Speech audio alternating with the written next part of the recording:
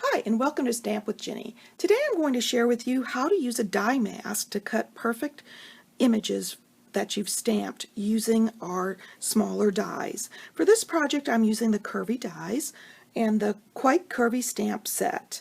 I've placed my dies in this case and I've got my mask here ready to go. So let me show you how to do the cutting.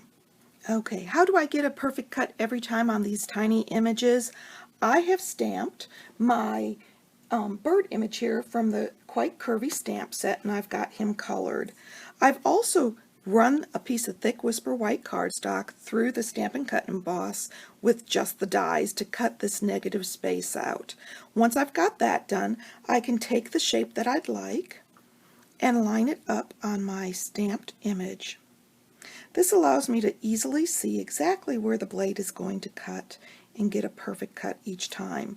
Now you can use a piece of washi tape like I've got here to hold it in place. And then you're going to bring your die in and set that right on top, and it's going to click in place. You're going to feel that groove from the negative space.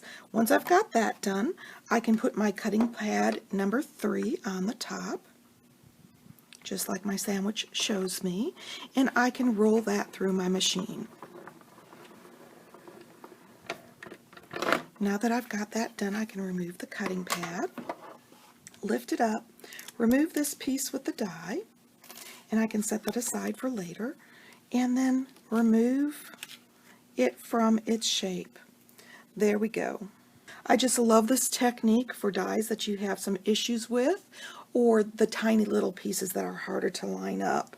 And of course your mask is usable again for the next time you want to cut more images out. If you'd like any of these products, feel free to stop by my online store. You can get there from my blog, Stamp with Ginny. Thanks for joining me.